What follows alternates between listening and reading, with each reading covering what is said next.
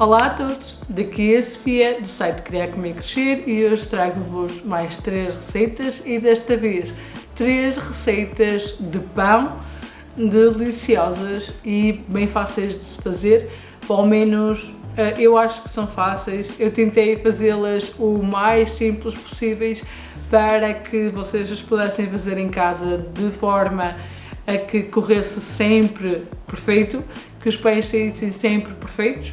Por isso tenho o prazer de vos trazer estas 3 receitas de pão. Eu já tenho um vício e esta rotina de fazer pão há bastante tempo.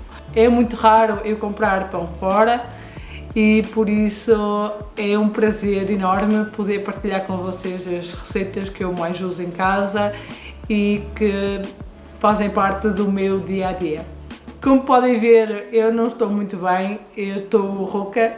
Eu fiquei rouca, não sei bem como, acho que foi o frio de Montreux, juntamente com algumas bebidas geladas que andei a beber e agora estou quase sem voz, estou rouca.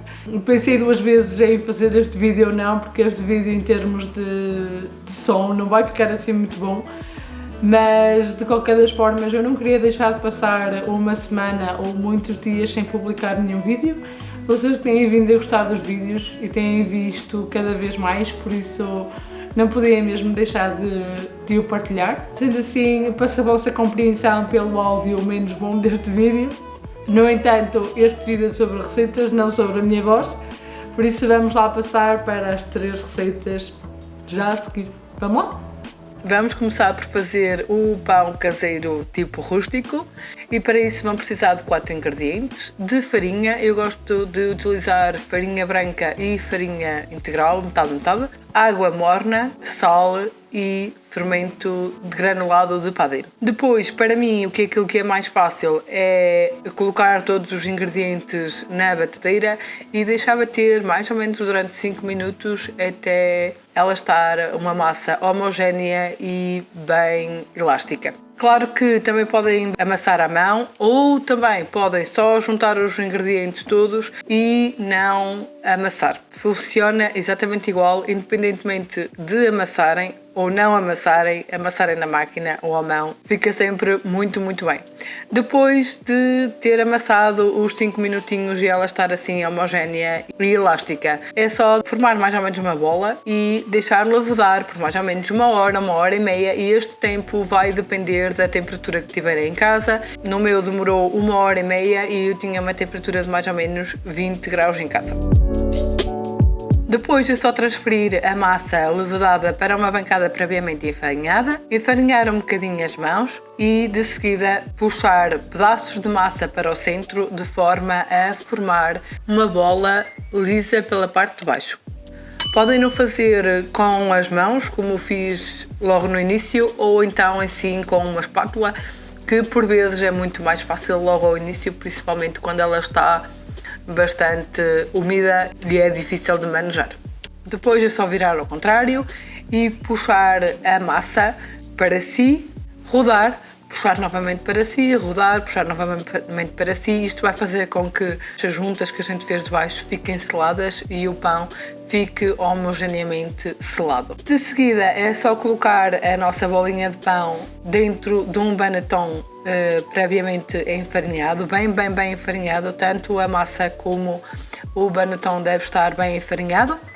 Se não tiverem um baneton, podem utilizar uma taça qualquer com um pano por cima, enfarinhar bem, que funciona exatamente igual.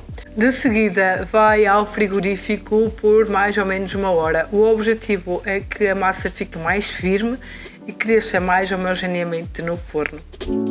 Depois, para cozinhar e para ficar com este efeito rústico e com uma crosta bem crocante, aconselho utilizarem uma panela de ferro. Esta que eu tenho utilizado é a última que comprei, mas antigamente utilizava uma do IKEA e funciona exatamente igual, funciona muitíssimo bem. Esta é só mais prática porque não tenho que colocar o pão na parte funda, posso colocar o pão na parte menos alta da panela. Entretanto, pré-aqueci o forno com a panela lá dentro no máximo possível, a 250 graus. Depois foi só retirar a massa para cima de um papel vegetal, cortar o papel vegetal em toda a volta para não ficar com o papel vegetal em excesso. Podem deixar, eu não gosto, mas façam como vocês quiserem. Depois cortei o pão e coloquei na panela previamente aquecida durante o tempo todo que teve no frigorífico.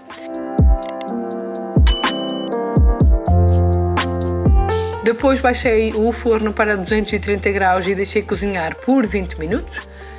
Após os 20 minutos retirei a parte de cima da panela, retirei a tampa, deixei cozinhar por mais 20 minutos e de seguida é este pão crocante que quando batem nele faz aquele barulho tipo oco e a crosta é deliciosa e super crocante. Como podem ver, é super, hiper fácil, tem claro alguns passos para seguirem para poderem fazer um pão sempre perfeitinho, mas acreditem, se os seguirem terão sempre um pão perfeito, tipo rústico e delicioso.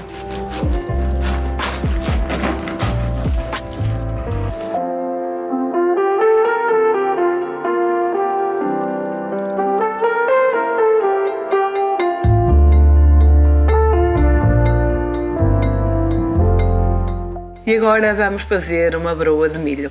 Para a fazerem só precisam de 5 ingredientes, que serão farinha com glúten, trigo ou espelta, milho, farinha de milho, pode ser branca ou amarela, fermento de padeiro, sal e água bem morninha para ativar o fermento e começar a levedar mais rapidamente. Depois é só colocar todos os secos numa taça e envolver tudo muito bem até terem mais ou menos uma mistura homogénea. Eu prefiro juntar primeiro os secos para a levedura estar bem misturada, mas se quiserem podem adicionar logo a água e fazer como fizemos no pão tradicional rústico, que funciona exatamente igual.